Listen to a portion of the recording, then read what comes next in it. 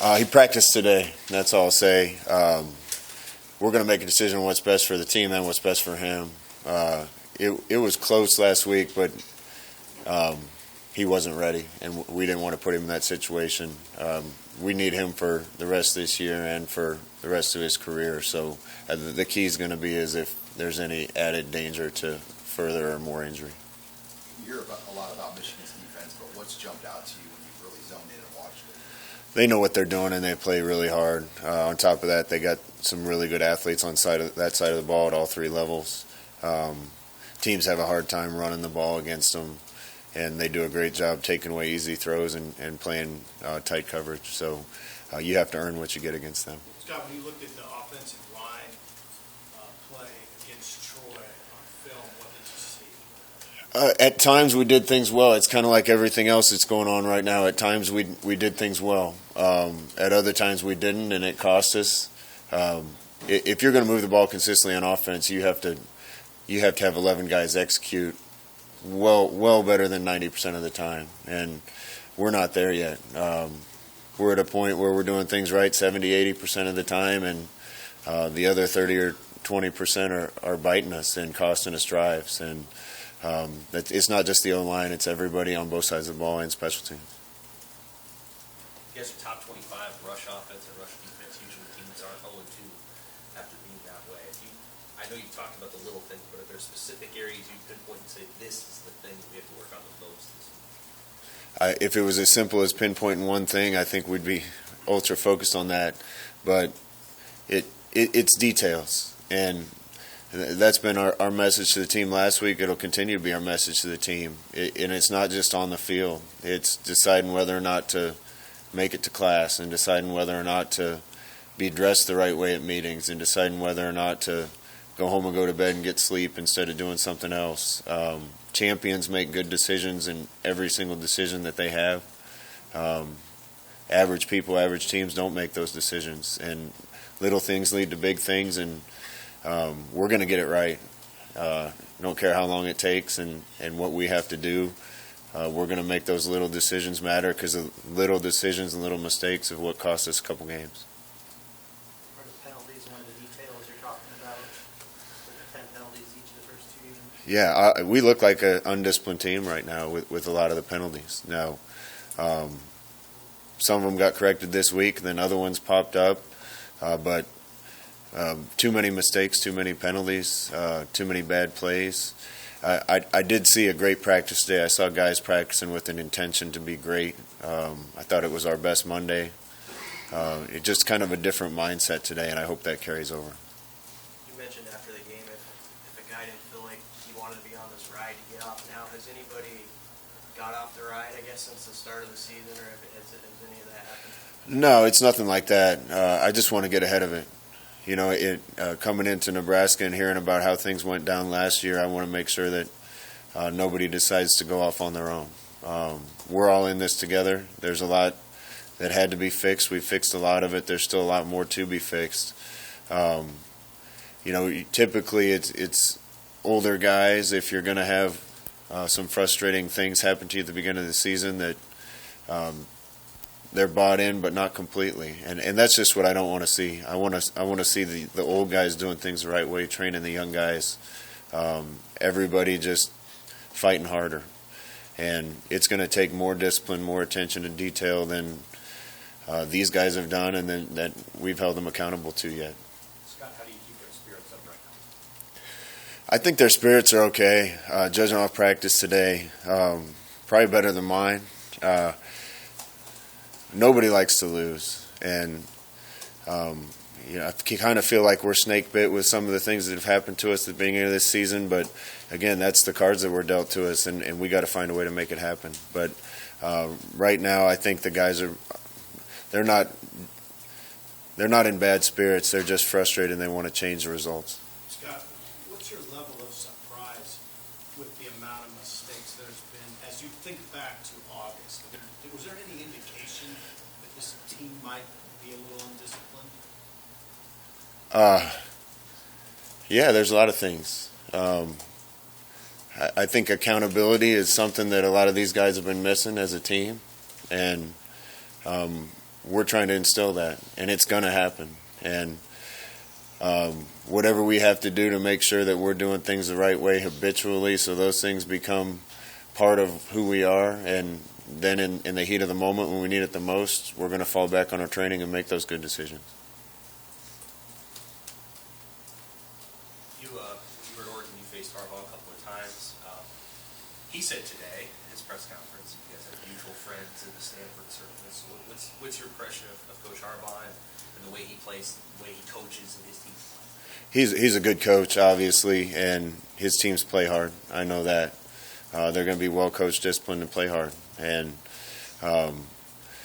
listen, we hope at the beginning of the season to go into this game with a good record. It hasn't turned out that way.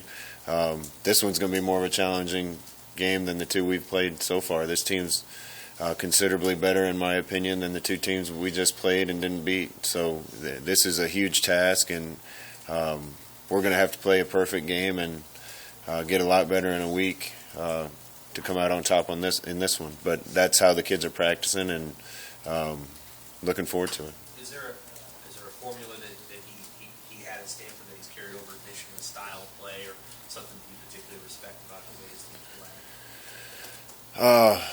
Again, I think it's just they play really hard, and they know what they're doing. And at Stanford he had success. At Michigan he's had success. So usually those things follow somebody that holds teams to high standards and makes everybody do the right thing. With Adrian's situation, could that be once again something that goes to game day? Absolutely. Until I hear from trainers that he's progressed to a point that there's no risk of further injury, and we'd be foolish to play him.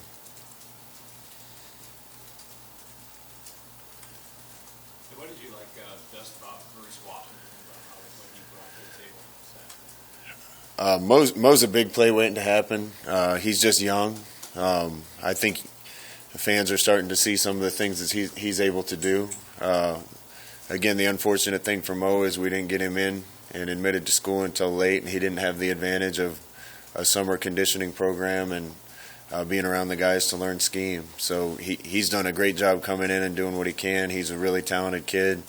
I can't wait till a day when he has a year and a half in the weight room with Zach. But he's certainly a kid that can provide a spark for us in a game. You mentioned on your coaching show you'd like to see more out of the wide receivers, maybe beyond Stanley and JD. What in particular do you want to see in that group? Well, this week's going to be a challenge. These guys play a lot of man coverage. They're going to be up in our face. You have to be able to win. And right now we trust Stanley and JD to win.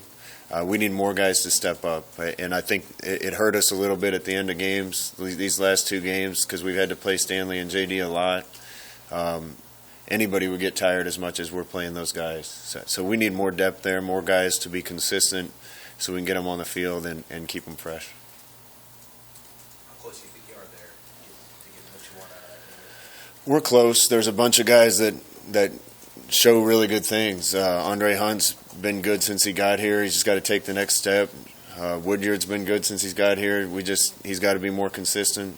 Mike Williams continues to improve. Reimers has got to give us some reps. There's a bunch of guys. Tyjon Lindsey has got to be a little more consistent, but shows flashes. We just need consistent play out of those guys so we can get more guys on the field. I think that punting differential is somewhere around 23, 24 yards. How are those two units, both the punt coverage and the punt return? How are those? Do you feel like those are working? Not very well right now. Everything else that happened, I think if we don't give up a punt return touchdown, we got a really good shot to win. Going into that game, we kind of had a strategy. We were going to lean on our O-line and our defense and our special teams, and tried to do everything we could for a new quarterback to not have to have the game on his shoulders. And the way we started it out, down 17-0, that became impossible. We got to make sure and get those things right. Our starting field position hasn't been very good, and that's due to penalties and mistakes on special teams. Scott, do you anticipate some changes in personnel on those special teams?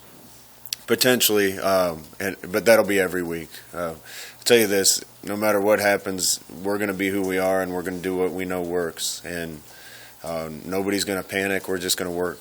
And I think if the coaches panic and make a bunch of changes just because of losing a couple games, the kids won't believe in us as much. So we had the guys out there on those units that we thought were the best going into the game. Not a lot's going to change. We just need to do a better job. Does that mindset apply to the offensive line too, for the same drive? It does. I think offensive line it relates closer to the issue at receiver right now. Guys like Bo Wilson, Trent Hickson, Hunter Miller, some others need to step up and be able to spell some of those guys.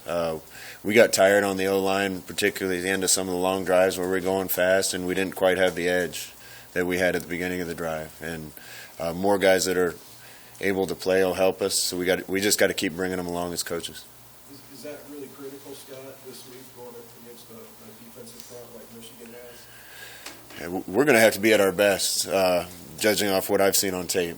So hopefully we're full strength. We're going to put them in the best position we can from a schematic standpoint on both sides of the ball and special teams. But we got to have a lot of guys make plays and play well. How have you seen Harbaugh blend in? Shea Patterson, quarterback, he really wasn't a traditional, Jim Harbaugh type guy. How have they really worked him into that system? Yeah, anytime you're starting a guy that's new to a system and a new starter, it takes a little while, and you can see the talent there. I guess we didn't know for sure if his offense would look more like it had the last couple of years, if they'd go more spread this year. Shea's good enough to play in any scheme, and we watched him when he was coming out of high school, and I thought he was exceptional in high school, so I know how good a player he is. And it's kind of like our guys starting games for the first time. It's going to take them a little bit of time to get comfortable enough with everything to be as good of players as they can be, but I have no doubt he'll get there. It's a wonderful person now, but you guys obviously got Breon from Ole Miss. Did you guys even think about Shea, or was Michigan in on that deal well before you thought? By the time I got to Nebraska, I think that was a done deal. Anything else, Coach? Thanks, guys.